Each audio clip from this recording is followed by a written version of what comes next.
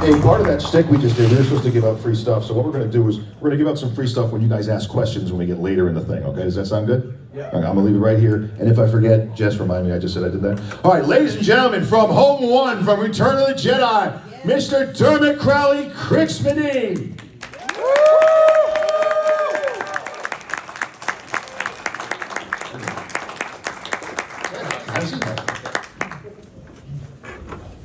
We got a general, we got an admiral coming in a minute or two. Yes. So how you doing, sir?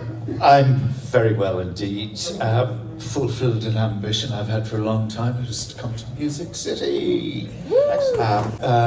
So somehow the kind of the sort of magic of wanting to show off and be on the stage, I think hit me that early, and then I kind of, as I grew older, I did school plays and did plays when I went to college.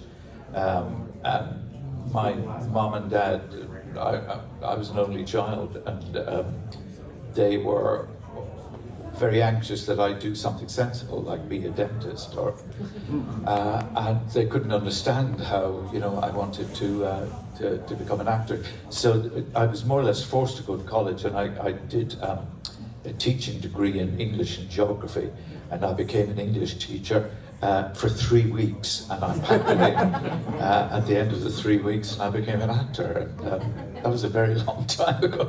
But so I've done nothing else apart from teaching for 3 weeks. Yeah. Okay, cool. And then I saw you in translations on Broadway. You did? Yeah, I saw. Oh, brilliant. The funny quick story is I saw, so that was written by Brian Freely, yeah. And he also wrote the one with Dancing at Lunacy. No, what was the one before that? The one with Ray Fiennes was in, and Ian McDermott were in. Faith Healer. Faith Healer. So I took my girlfriend to see that, and she accused me. She said, "You only went to this play because Ian McDermott was in it, because you're a Star Wars fan." Yes. I'm like, "No, we didn't." Yes. So a year later, she's friends with Graham Malcolm, who was in that play with you. Right. And he got us tickets. She goes, "Well, now you have to go to this one, because this one doesn't have Ian McDermott." I'm like, "Fine." So we sit down on the playbill, and the first name on the list is Dermot Crowley, Star Wars. Man, was she mad. I was happy. I was like, when's he coming out? I knew exactly who you were. Admiral Nadine. You know, that kind of reminds me, I didn't realize you'd seen that, but I did another play on Broadway in 1999, a rather wonderful play called The Weir by Conor McPherson. And it ran on Broadway for 9 months. And one night I came out of the stage door, and there was a man waiting, and he had a rolled up poster in his hand, and he said, "Are you the Dermot Crowley who was in Return of the Jedi?" And it turned out that I'd never been to a convention in the States before that, at that time, and there had been a review in the New York Times of The Weir, and the actors were mentioned, and he saw my name in the review, and he thought, "I wonder if that's the same guy." And he came along, and he unfolded this poster and said, "Will you please sign my poster?" And I said, "Yeah, absolutely." And as I was doing it, he said, "You're the last one." And I said, "Excuse me?" And he said, "You're the last name." And he had everybody. He had Mark Hamill, he had George, he had the lot, every single person. And I said, "Is this going to be very valuable?" And he said, yeah, it's my pension. And I said, "How long has it taken you?" 17 years it took him. Wow. But it kind of gave me a kind of a shiver, because I thought, you know, he's at the end of the road with that particular thing. It was a kind of a milestone for him, and it was great to be able to kind of, you know, be a part of it. Right. Yeah. Well, I want to get into your Star Wars background. Before I do that, let's bring out Mr. Tim Rose. Oh, yes. Admiral Ackbar himself. A little late for his extremely long line.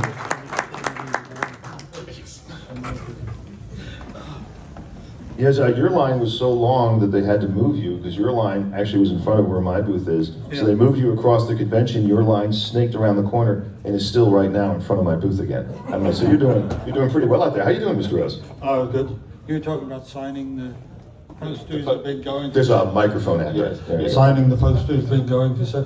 Yeah. I've gotten this thing now they bring these in, but when I look to see who's signed already, I go, he's not with us, she's not with us. And I've started to get this feeling like, is this the poster that's got the curse on it? If you sign it, Should I really sign this? when you see the hearse go by, you wonder who Oh, that sounds like a Star Wars fan film making the curse of the poster. Hey, we got that's something great. going there. And then we were just talking about, so we didn't get into Star Wars GSG, so this is a great segue into how did you get into the performing arts yourself? What was your beginning, your nurturing moment in? I didn't know what I wanted to be when I grew up. I mean, how did I get started doing it all, or? Yeah, how did you get? Wouldn't it be really funny if you said you did a nativity set as the third shepherd? Well, actually, I was playing God in a medieval passion play. Oh, he's always upstaging me. No, before you would come out, he had talked about a nativity set, the nativity scene that he was in. But so, I got to finish that story now. Okay. I was at a 2-year. Oh, you're being serious? Okay. I was at a 2-year community college, and I got cast as God in No Before the Deluge.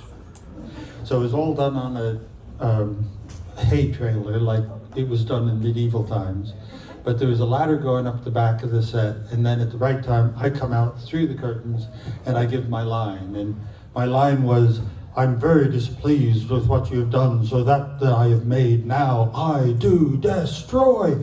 And I held my arms up into the air, and this bolt of lightning came out of the sky and hit the tree right beside the field we were doing this play in. And all the people go, boy, that Jack Lawson, he can sure do effects, can't he? And I'm going, boy, I'm higher than anybody else in this field, and I don't want to be up here any longer. Anyway. So, how did you guys first, and Dermot, I'll start with you. How did you first hear about your opportunity in Star Wars? Did they say it was Star Wars? Was it a hush-hush? Or? I'd never seen Star Wars, the original one. It's really good, I recommend it. So I understand, yes. And I was a working actor in London, and my agent rang me up and said, there's this film, and they want to see you for it. And I went and met Richard Markham. And I mean, understandably, Star Wars was very big, but it kind of passed me by. And I met him and said hello, and they kind of offered it to me a few days later. I had no idea what it was about whatsoever. But I thought, well, it's exciting and it's a big movie. And I remember going along on the first day, and I know you're all dying to hear this story. And I went into makeup, and the makeup woman said, oh, we've got a beard for you. And I said, no, I don't wear beards. And they said, no, you really have to have this beard. And I said, no, I hate having things stuck on my face. And they kind of said, well, you're just going to have to do it. And I said, no, I'm not doing it. And so there was a pause, and she kind of left the room. And about 5 minutes later, the director came in, and he said, Dermot, do me a favor. He said, wear the beard. I said, oh, okay. So they stuck the beard on me like that. And it was okay, and I did the part for the next 2 or 3 days, or however long it took to shoot it. And it wasn't until about 8 months later that a friend of mine, an actor called Ken Drury, said, hey Dermot, there's a doll of you in Hamley's toy shop. They didn't call them action figures in those days. And I said, there's a what? He said, there's a fucking doll of you. I said, oh, yeah. So anyway, I went into Hamley's, and there it was, of course. And the reality was that they had made the doll before they cast the actor. And so that's why they stuck a beard in my face. And the hair was my own, as you can see. But yeah, so that was my introduction to it. And then after the filming of that was over and I was leaving, and the second director approached me and said, what are you doing next week? And I was out of work, and I said, nothing. And he said, George would like you to come back and do some work with the second unit. So I came back, and I spent kind of 3 days flying towards the Battle of Endor against a blue screen, having a great time. None of which appeared in the movie, of course, but I'm sure you all know it's on DVD somewhere now. Yeah, you can find pictures of it if you Yeah, Google yeah. it and stuff. It's Yeah. a pretty cool scene. So, how about you, Mr. Rose? How did you get involved with Star Wars? I've been working with the Muppets, and my friend Mike McCormick and Tony McVeigh, who we'd all worked on Dark Crystal together. But I wanted to work on Fraggle Rock as a performer. I've worked on both sides of the camera. I'm an animatronics designer, so I design and build all the stuff. But they always pay the puppeteers more, so I wanted to be a puppeteer on Fraggle Rock. You see, so. And I talked to Jim about it, and he said, well, we thought your real value to the company was what you were producing. And as a young man, I thought, oh, he didn't think I'm a good enough puppeteer. But the truth was, it was the animatronics stuff that everybody was talking about, and they kept wanting us to make something new and bigger and better and all that. So he wasn't being unkind to me at all, but I was hurt, and I said, right, that's it, and I'm quitting Muppets, and I'm going. So I'm sitting in my apartment in New York City going, all you ever wanted to do was puppets, and you just quit the biggest puppet company in the world. What is wrong with you? And my telephone rings.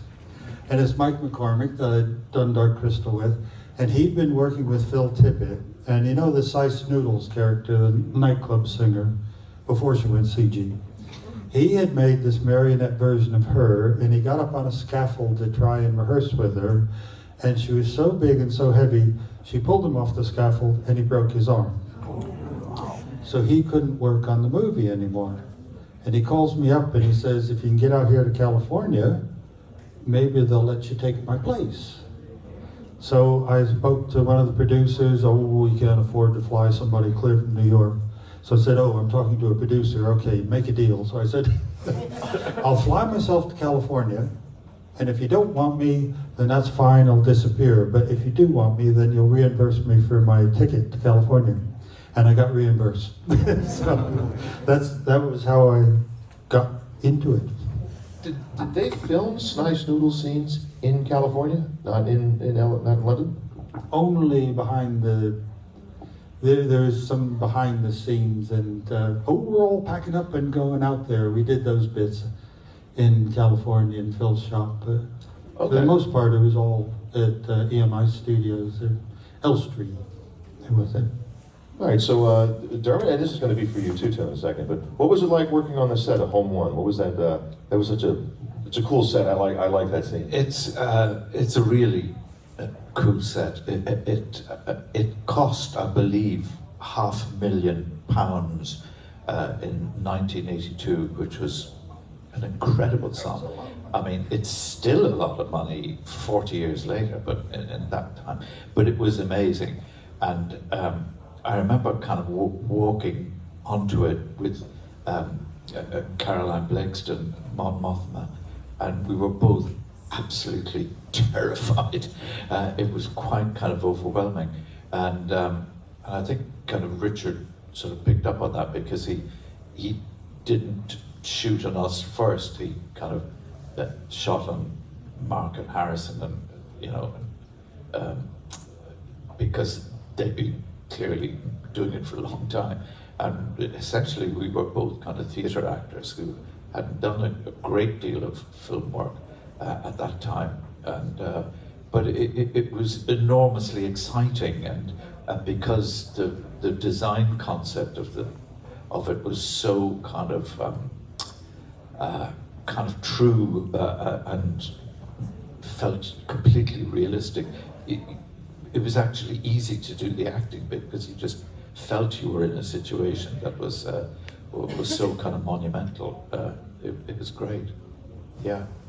Tim, what did you think about the Home One set? What did you think about the Home One set, the set inside your ship, the Admiral Ackbar ship? Please tell me you know what Home One is. No, I don't know what Home One was. I don't know what you're talking about. Oh, you're kidding me. All right. I'm so old I worked in the third movie. What was this number 6 business? No, I was just the right age. So that when the very first Star Wars movie came out, I got to see it the way you should as a fan. And like all of us. it blew us away. My friends and I go to the cinema 5-6 times, feet up there, flying the X-Wings, pretending we're him, you know, all that sort of thing. But then in the third one, I'm saying good morning to Carrie Fisher and Harrison Ford and climbing into the home one set I know now, but I thought it was just my spaceship. And I was in a total dream, you know, to be able to see something that I only dreamt about on a screen and then actually be walking around in it. And you did walk around in it then because it was really made, as he says, you know, they spent a lot of money and everything was there, and that you didn't have to act because you were there. You could totally suspend your own belief and just be a part of it. It was wonderful. So how long was it to get into the Admiral Ackbar? Was it that's He was easy. It was. Yeah, it was just the mask. Pull it over your head, tuck it into the sides, slip the gloves on. It was twice as long to get back out because it's extremely hot in there. The entire body gets covered in sweat. So it sticks to you. And no matter how much you put on, how much talcum powder and everything, takes you grabbing onto one pole while two ladies are pulling on your other arm to get the thing back off you. But, yeah. So what kind of, did they give you any kind of briefing or direction as far, this is going to be for both of you, but I'll start with you, Dermot. As far as like what's going on, this is a military fight, we're going to go to the death, you know, what? Absolutely none whatsoever. And I kind of went on, I did it, and then I went home. And speaking about going home, by the time we were doing the third, they were doing the third movie, I was doing my first Star Wars movie. They were quite kind of careful about people finding out what the story was about, and so you were expected to turn in. I didn't get a script. I only got my bits, so I had no idea what the rest of the movie was like. And you were supposed to turn in your page or a couple of pages at the end of every day's shooting. And I forgot one. I just forgot, and I went home, and my wife and I were sitting having dinner, watching the TV at 9 o'clock or something. There was a bang at the door, and they'd sent a car, and this heavy guy saying, "Where's the script?" They said heavy guys. They said, oh, I thought, whoa, hey, right, okay, here you are. Do you know how much that'd be worth right now? Yeah, but it was.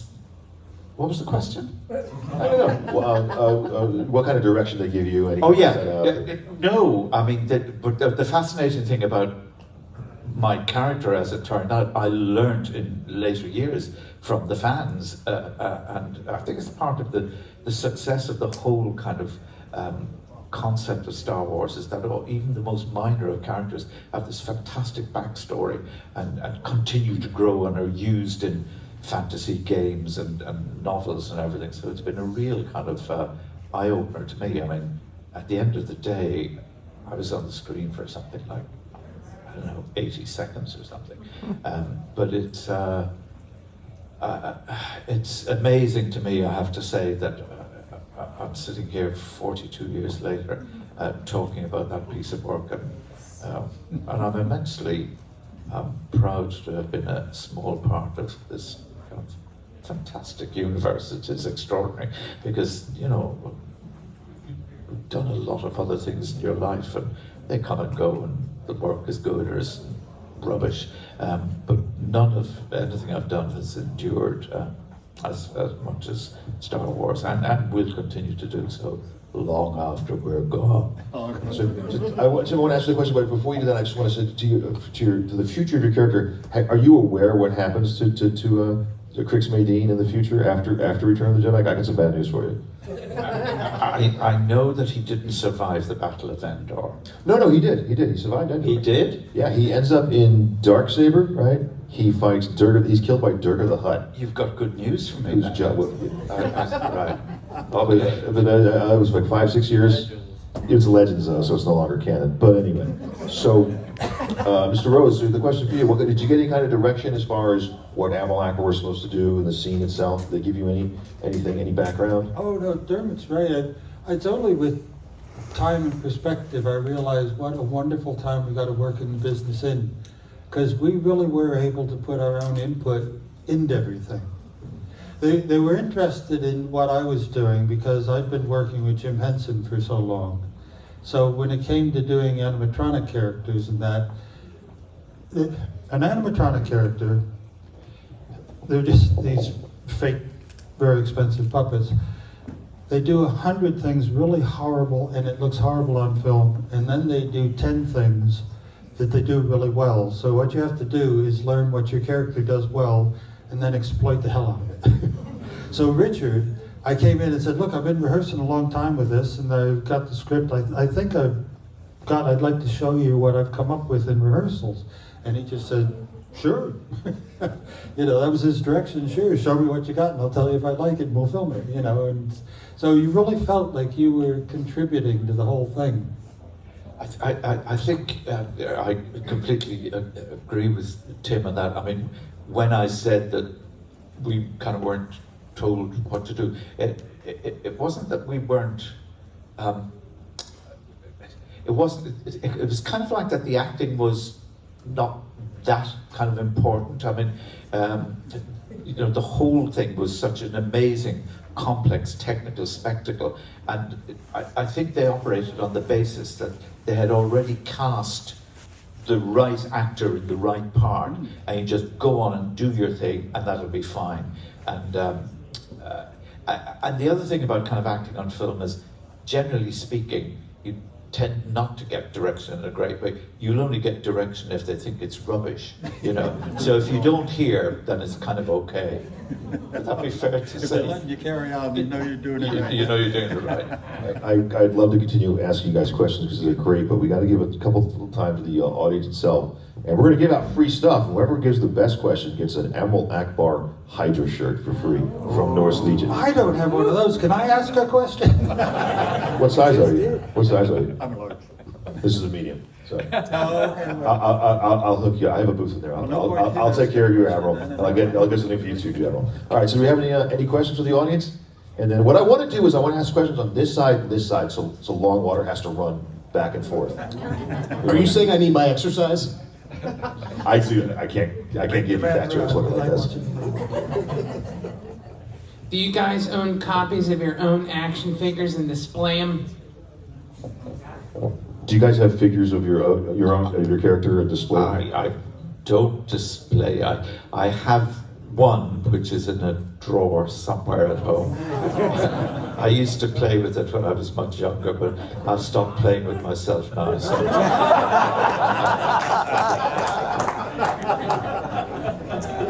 Well, you beat me to that one. I live in a very tiny little terraced Victorian Hackney coach driver's house, so there's not a lot of room to display things.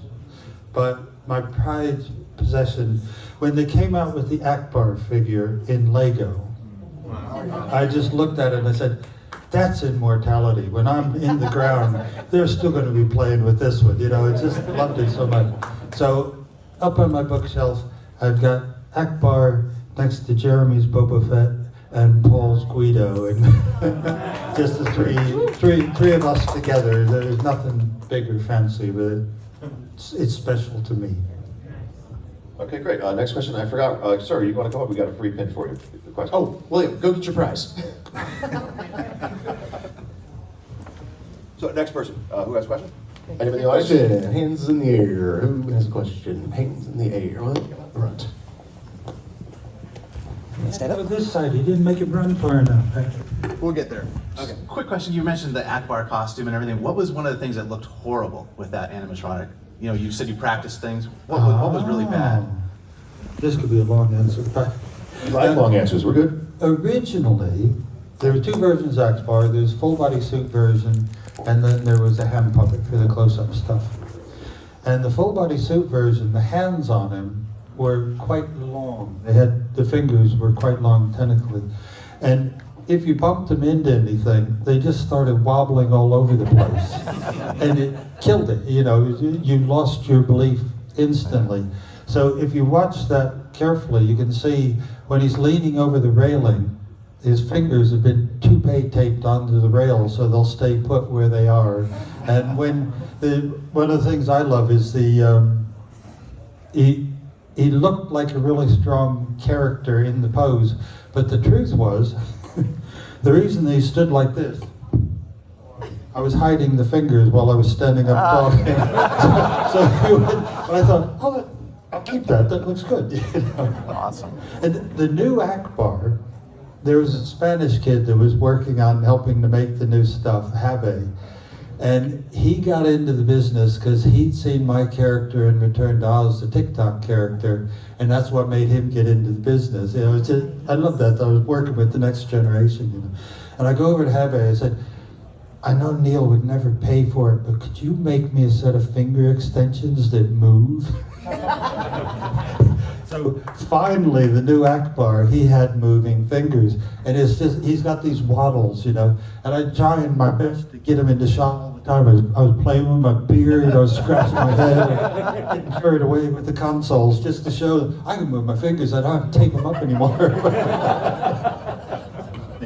Okay, where you at? I have a question.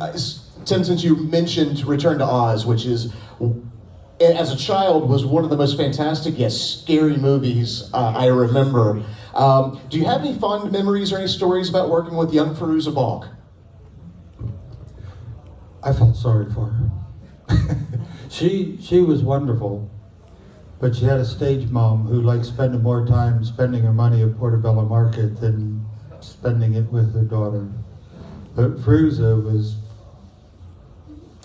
fabulous actress. I mean, some of the stuff that we got at Mommy's cupboard where they're taking the heads off and all that, there was very scary stuff, and Fairuza was just right there doing what was needed to be done. So, Fantastic movie. If you have not seen Return to Oz, please watch Return to Oz. That was like the 80s, right? yeah, Yeah. Okay. Okay.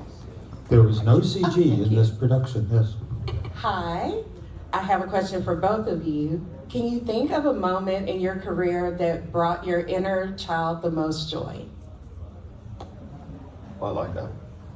Brought my inner child. What part of your career, your whole performance art career, brought you the most of your inner child, the joy from your inner child? Something you were, I guess, happy to do, reminded Oh you? no, when you were young? my entire career. I was so happy when I realized I didn't need to grow up. I could just keep. I described working with Jim Henson that he hired all these misfits.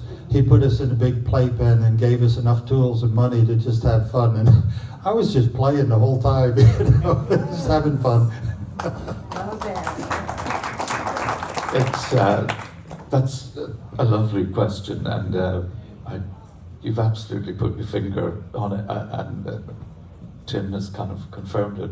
I mean, the reason I think why actors are sometimes called players is that we play, and it's the kind of creative side of approaching a play or a film or anything. It's make believe, and through playing, when you're trying to get it together, you kind of find the truth, and you're as an actor, you're always kind of looking for the truth that's going to affect the audience's lives, or touch them in some way, and you find that through playing. And how lucky are we to kind of get paid money to play every day? You know? I wrote a song about it, about being able to remember how to play, because I truly believe that the way to survive the whole life is to remember how to play. Because you just had whatever was available and you turned it into what you needed to, and then you did it. And if you can remember that child as an adult, you can get yourself through the most painful anything then. Thank you. Longwater, where you at? Any other questions? How could you miss me? Behind you. How did you what? I was just wondering, have you gone a week without hearing "It's a Trap"? That's a good one. I like that.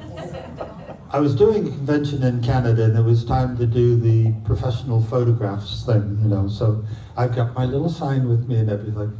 And this guy came in to get the picture taken, and he had this T-shirt on, and it was a cartoon of Ackbar with a speech bubble on it, like the one that I hold up. And it said in the speech bubble, "I did have other lines, you know." I said, "Okay, how many signed photographs do you need for that T-shirt?" He started taking it off, and I went, "No, no," and it turned out he'd planned the whole thing, so he had his T-shirt on underneath the T-shirt, and he brought it to me. I have what I call my Star Wars collection, and over the years I've been doing the conventions. It is all the stuff that people have given me. It's just been wonderful, you know, people have been so generous and makes me very happy. Okay, do we have any other questions from the audience? Did you get, there we go. There we go. My name's Eric. You brought up Admiral Ackbar in the sequels. What did you think about Last Jedi, Admiral Ackbar's end, and the way that happened? You've seen it on the internet. Actually, I haven't, so I want to know. Oh, you got an answer for that? Oh no, you're going to spoil it now.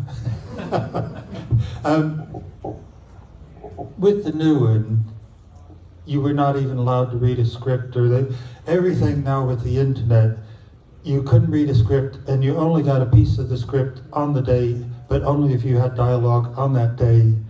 And a lot of the stuff that I'd done for The Force Awakens had been cut out. So each day, as I found out I had something to say, because the lady with the scripts was coming to sign me in and sign me out with my little piece of paper, I thought, oh, is this the day I do something a bit more exciting? And I look and go, Ackbar gets blown out the window. And I went, oh, well, I guess, you know. But even then, as we were saying, from the days of Richard Marquand, you know, I thought, I'm going to run over to the director and I'm going to say, well, okay, I'm going out the window, but can I just throw my arm around the console and try and catch Carrie as she comes past, or, you know, one last act of heroism. And it was the lady from ILM. She had her table set up in front and a big screen, and I could see the whole movie had already been done as this animatic, and all they were doing was taking the bit of cartoon and putting the people in place of it, and it's like, there's no point in talking to anybody here. This is it. This is Ackbar's last day. So I was very sad. It was kind of sad to see him go. We're running out of free stuff, so Jess, give that guy the shirt. That's it. Sorry, we're out of free stuff. I hope you're a medium. Hey, come on my booth and you can exchange that for size, because no offense, you're not a medium. I'll take care of it. That's just, okay. Longwater, you got anybody else in the audience have the question? Any other questions? Or I could just take over again, because I like asking questions. So, obviously, all of our favorite movies is one of the Star Wars films. Everybody in this room probably has a favorite film is Star Wars. But what's your guys' favorite film? Dermot, I'll start with you. Do you have a favorite film? It could be Star Wars. Yeah, We'd appreciate it. I have a special place in my heart for Star Wars, but I love Hitchcock movies. I'm a really big Hitchcock fan. And, you know, Vertigo is fabulous, and I adore Hitchcock's work. So it would be any one of those would do me for my desert island. My wife loves to laugh at me about how I always cry at films. And the one that gets me going more than any of them is It's a Wonderful Life. That's a great. Yeah, it didn't do well when it came out. It came out like 48, I think. It didn't do very well. It wasn't a bomb or anything, but it wasn't a huge success. But of course, it became so popular, especially around Christmas. Neither did Dark Crystal, you see. When that came out, they said this is a total bomb. And people are still talking about it and said, well, that's not a bomb, is it? Did you work at all on the new one? The one they did for Netflix, the new series they Okay, did? next question. Are you still talking about, you want to still talk about movies? Go ahead, I'm sorry. No, I found out about it. I knew it was being done.